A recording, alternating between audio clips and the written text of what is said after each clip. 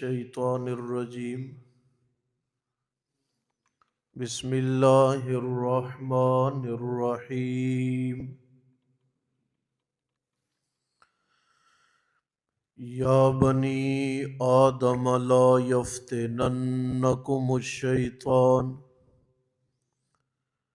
کما اخرج ابویکم من الجنہ ينزع عنهما لباسهما ليريهما سوآتهما إنه يراكم هو وقبيله من حيث لا ترونهم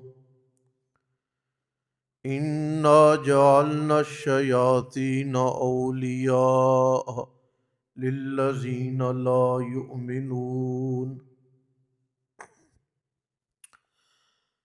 یا بنی آدم اے اولاد آدم لا یفتننکم الشیطان نہ آزمائش میں ڈالے تمہیں شیطان کما اخرجا جیسا کہ نکلوایا اس نے تمہارے ماں باپ کو من الجنت جنت سے ینزع اتروایا ان دونوں سے لباسہما ان دونوں کا لباس لیریہما تاکہ دیکھیں وہ دونوں شرم گاہیں ایک دوسرے کی انہو بے شک وہ یراکم دیکھتا ہے تمہیں وہ اور قبیلہ اس کا من حیث لا ترونہم وہاں سے کہ تم نہیں دیکھتے انہیں بے شک بنایا ہم نے شیطانوں کو دوست ان لوگوں کا لا یؤمنون جو ایمان نہیں رکھتے سیدھے ہو کے بیٹھو دونوں ہم نے کل کے سبق میں اس بات پہ بات اور بحث کی ہے کہ لباس جو ہے وہ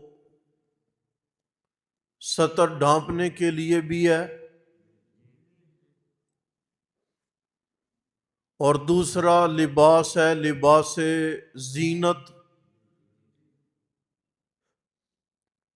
جس سے زیب و زینت اختیار کی جائے اور اصل ہے لباس تقوی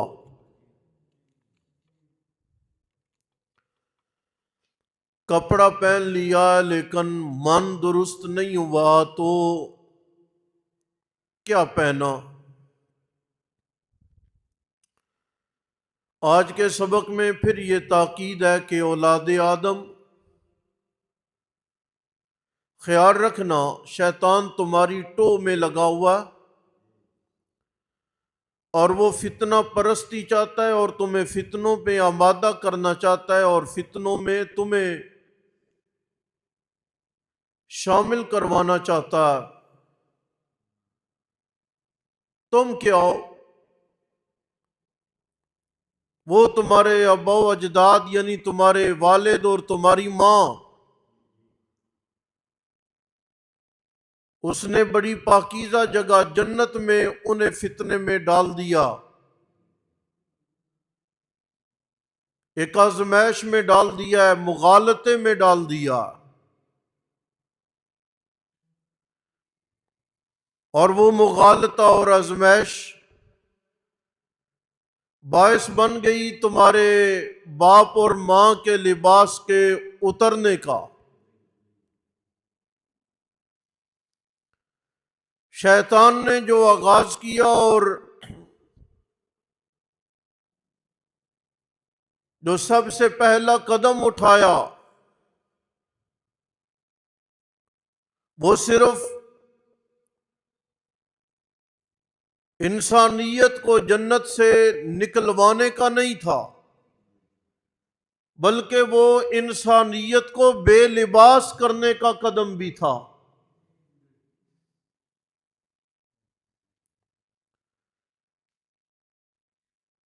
اس لیے شیطان نے جب بے لباس کر دیا تو اولاد آدم خیال کرو وہ لگا ہوا ہے۔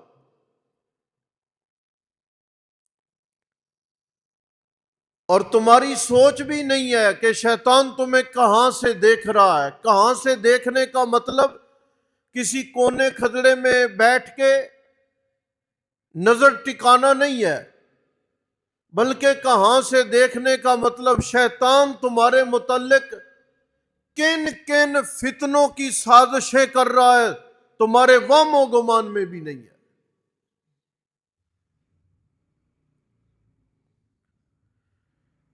باپ نے بیٹی کو قتل کیا،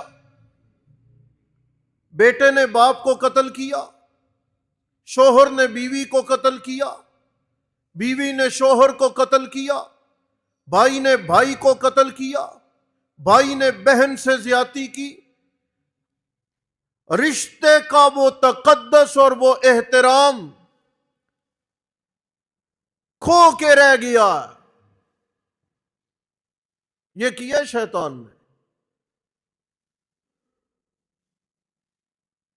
اور مگن ہے وہ، اور پھر اس نے اپنا ایک قبیلہ بنا لیا۔ وہ اکیلا تھا، اس نے ایک برادری بنا لیا، ایک پورا جتھا بنا لیا اس نے۔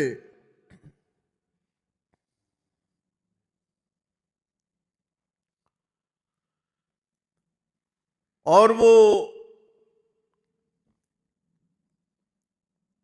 اس پورے جتھے کا سردار و سر بیٹھا، ہر روز وہ پانی پہ اپنا تخت لگا کے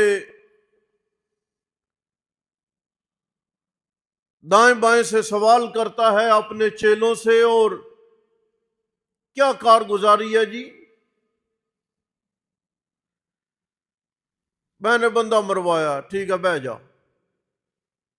میں نے لڑائی کروائی ہے، کہتا اچھا ٹھیک ہے بہ جا، کوئی بات نہیں، اتنا بڑا کام تو نے نہیں کیا۔ میں نے بدکاری کروا دی ہے، ایک چیلا اٹھ کے کہتا ہے، اس نے کہا چل ٹھیک ہے بیٹھ جا۔ میں نے لوگوں کو حرام کھلوایا، کہتا ٹھیک ہے بہ جا، کوئی کام نہیں اتنا بڑا تو نے کیا۔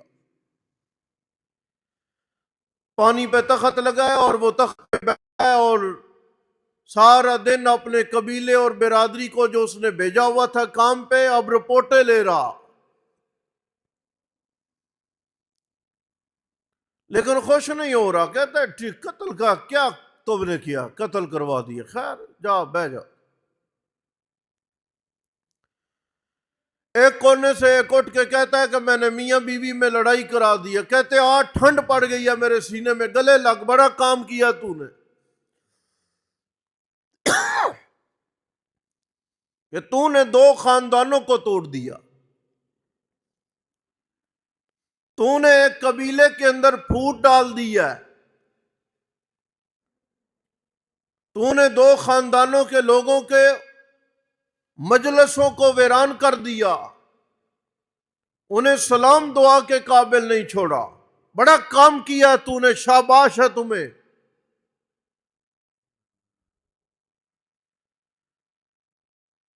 آج آپ دیکھ لیں،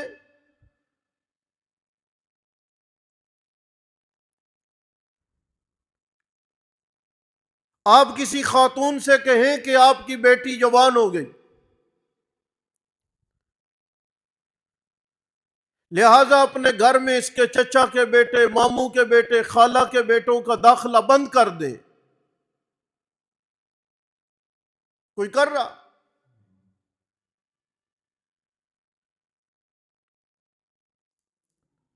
ہماری بیٹی خالہ کے بیٹے سے پردہ کرے،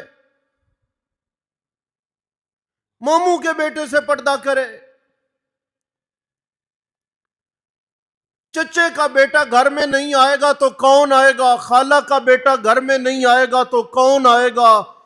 ایک نقصان ہے کہ ہم عمل نہیں کرتے، اور دوسرا نقصان ہے کہ ہم شریعت کے مقابلے میں اپنی شریعت بنا کر پیش کرنے کا جو کفر کر رہے ہیں نا،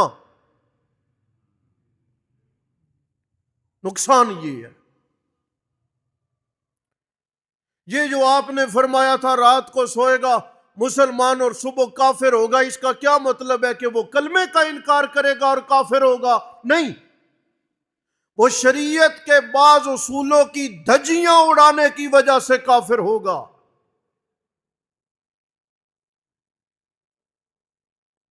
ایک ہے پردہ نہیں کیا، ایک ہے بیٹی کو چادر اوڑھنے کی تاکید نہیں کی، ایک ہے اپنے بھانجوں بھتیجوں کا داخلہ اپنے گھر کے اندرون خانہ بند نہیں کیا، اور ایک ہے آگے شریعت کے مقابلے میں زبان چلائی ہے کہ بھتیجا گھر میں نہیں آئے گا تو کون آئے گا؟ شیطان آئے گا۔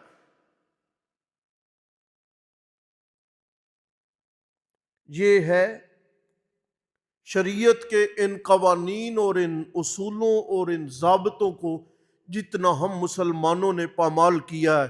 میں مسجد میں بیٹھ کے پہلے بھی کہتا رہا ہوں، میں آج پھر کہہ رہا ہوں، میں آئندہ پھر کہوں گا، کافروں نے، آج کے یہودیوں نے، آج کے عیسائیوں نے ہمارے اسلام کا اتنا نقصان نہیں کیا جتنا مسلمانوں نے اپنے اسلام کا خود نقصان کیا ہے۔ کافروں نے قرآن کی توہین نہیں کی جتنی مسلمانوں نے قرآن کی توہین کی ہے۔ کافروں نے نبی کی بے ادبی اتنی نہیں کی جتنی مسلمانوں نے آج کے دور میں بے ادبی کی ہے۔ جب نوجوان داڑھی کے چند بال نکلنے لگے تو ماں کہتی ہے کٹوا دو، جب پوری آئے گی تو رکھ دینا۔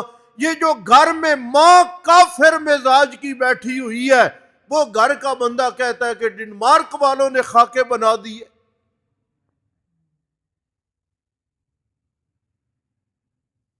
گھر کی تو جانچ پڑتال کرو۔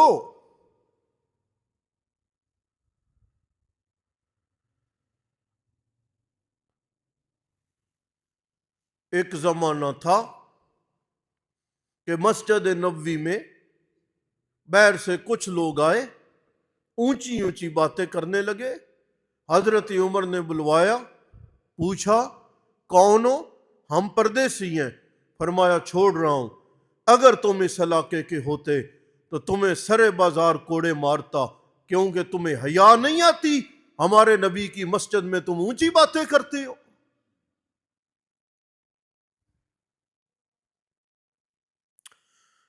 توہین رسالت، توہین قرآن، توہین مذہب کی جتنی بنیادیں ہم مسلمانوں نے خود رکھی ہیں، کون قرآن پڑھ رہا؟ کون تلاوت کر رہا؟ کافروں سے شکوہ کس بات کا؟ وہ تو کافر ہیں۔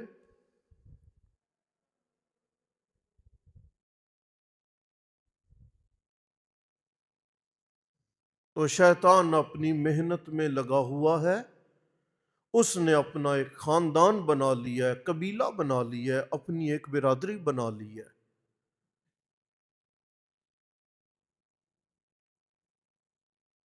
اور شیطان کی دوستیاں بھی ان لوگوں سے ہیں جن کے اندر ایمان موجود نہیں ہے۔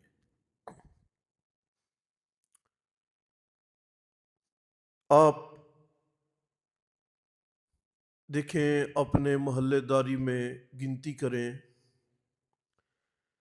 گنتی کے لوگ کتنے ہیں، محلے داری میں گھر کتنے ہیں، ہر گھر میں افراد کتنے ہیں، ہر گھر میں بالغ لوگ کتنے ہیں۔ پھر آپ یہ گنتی کریں کہ کیا محلے کے تمام بالغ لوگ مسجد میں نماز کے لیے آئیں تو جو سما جمعے کا ہوتا ہے وہ ہر نماز پہ نہ ہونے لگے؟ کہاں ہیں سارے؟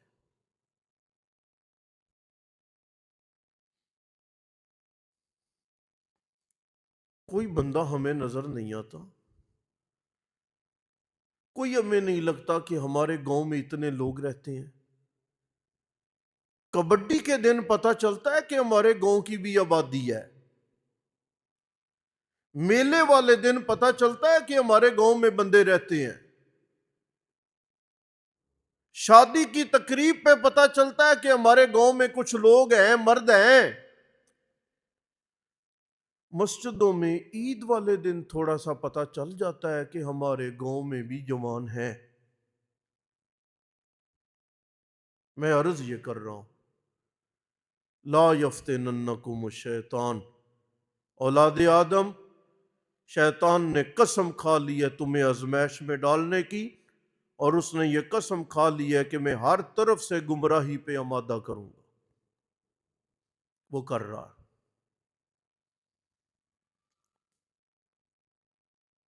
جس بیٹی نے گھر میں چار دیواری میں بھی چادر سے اپنے آپ کو ڈھانپ کے رکھنا تھا،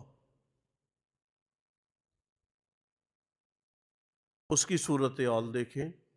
ایک زمانہ تھا کہ باپ کے آ جانے پر بھی سر کا بال بیٹی کا باپ کو نظر نہیں آتا تھا، اور بھائی کو بھی نظر نہیں آتا تھا۔ اب کیا؟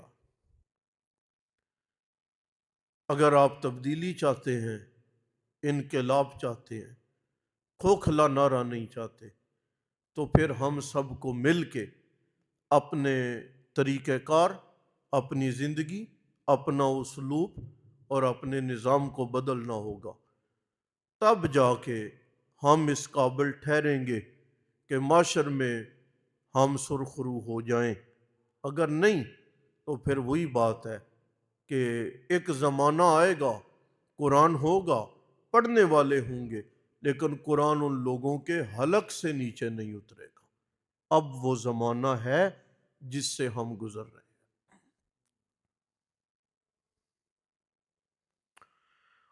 اور آپ کے علم میں ہے، میں نے جمعے میں ایک روایت پڑھی تھی، یأتی علی الناس زمان، ایک زمانہ آئے گا لوگوں پر کہ مسجدوں میں شیطان بیٹھ کے انہیں دین کا علم سکھائیں گے۔ وہ دین نہیں ہوگا۔ آپ کل قصے کہانیوں کی مجلس قائم کریں نا، تو دیکھیں لوگوں کا اکٹھ، دیکھیں لوگوں کا ہجوم۔ یا بنی آدم، اے اولاد آدم، لا یفتننکم الشیطان، نہ آزمائش میں ڈالے تمہیں شیطان، جیسے کہ نکلوایا اس نے تمہارے ماں باپ کو جنت سے، اتروایا اس نے لباس ان دونوں کا، تاکہ دیکھیں وہ دونوں شرمگاہیں ایک دوسرے کی۔ انہ یراکم ہوا، بے شک دیکھتا ہے تمہیں وہ اور قبیلہ اس کا، من حیث لا ترونہم، جہاں سے تم نہیں دیکھتے اسے، بے شک بنایا ہم نے شیطانوں کو دوست ان لوگوں کا، لا یؤمنون، جو ایمان نہیں رکھتے۔